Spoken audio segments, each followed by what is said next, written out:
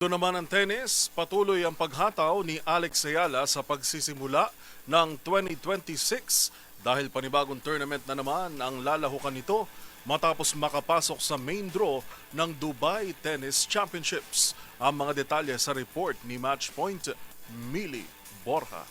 Pasok na sa main draw ng Dubai Tennis Championship si Alex Ayala na magsisimula sa February 15. Ayon yan sa opisyal na website ng torneo. Dati siyang nasa listahan ng mga qualifier bago opisyal na maisama sa main draw noong Miyerkules. Bilang world number 40, makakasabay ni Ayala ang ilang top tennis stars, kabilang sina Aryna Sabalenka, Iga Swiatek at Coco Gauff.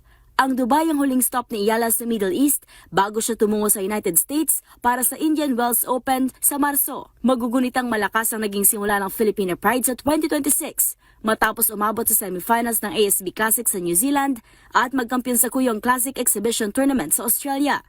Para sa MBC TV Network News, ito si Mili Borja ng DZRH TV, una sa Pilipinas, una sa Pilipino.